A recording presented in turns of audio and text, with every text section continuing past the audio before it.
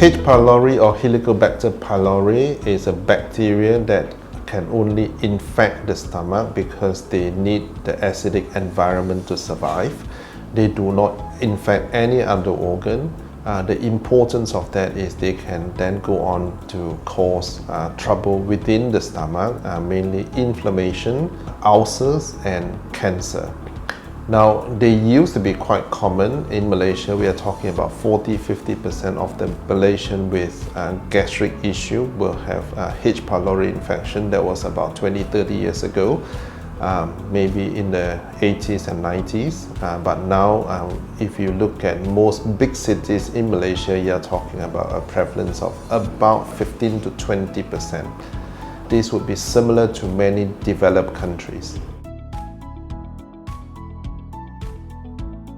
This can range from 0, meaning no symptom whatsoever, to some symptoms of what we call dyspepsia, or by the layperson, they always refer to that as gastric.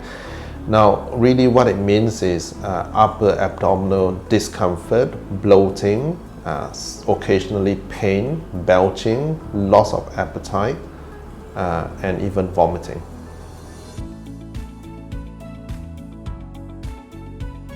H. pylori infection tend to affect the lower socioeconomic group. These tend to be in places where they live in a very crowded environment. This is why H. pylori tend to be more prevalent in countries where they are still developing. If you look at places like Vietnam and India, you're talking about up to 80% of the population being infected by H. pylori infection, whereas in most developed countries, you're talking about 15-20%. There are several ways that you can diagnose H. pylori infection. The more simple test is to do a blood test.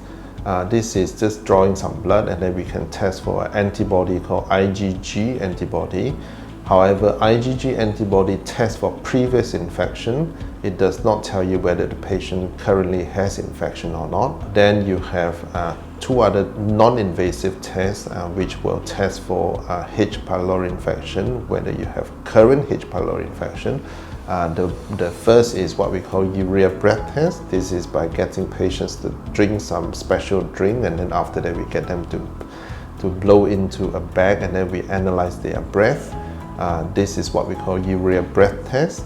Accuracy of this particular test is 94-95%, which is very respectable. Then we also have a stool test, which is a bit more messy, but it also serves the purpose, but they are not as widely available.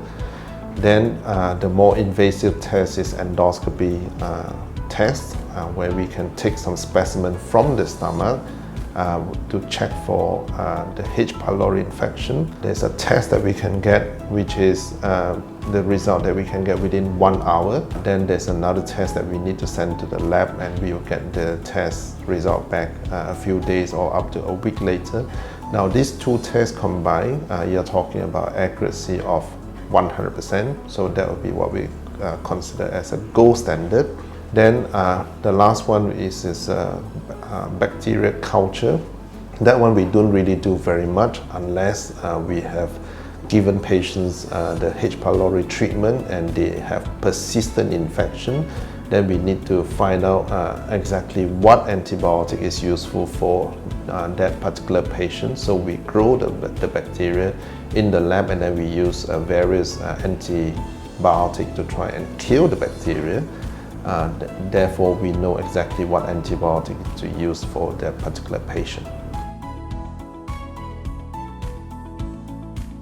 H. pylori is important because they cause inflammation in the stomach. We call that gastritis. They also can cause stomach ulcer or duodenal ulcer. Now, of course, ulcer is important because they can cause perforation, which is rupture in the stomach or duodenum. They can also cause bleeding from the ulcer. And of course, the most important complication of H. pylori infection, if left untreated, is stomach cancer. H. pylori infection can be treated quite easily. Normally we give them a special gastric medicine. It has been around since the 80s. It's called proton pump inhibitor plus 2 antibiotics. This is the classical triple therapy that has been around for a long time. The efficacy for this triple therapy is about 80%. But because of the widespread use of the antibiotic, now we are talking about 70-something%, which is still quite useful. Then if they, after the treatment with the triple therapy, then about 6 weeks later we get them to do a urea breath test. Now if this is still positive, then they go on to have a second course of treatment. Now second course of treatment again consists of the PPI plus 2 other antibiotics. Occasionally we add in a bismuth.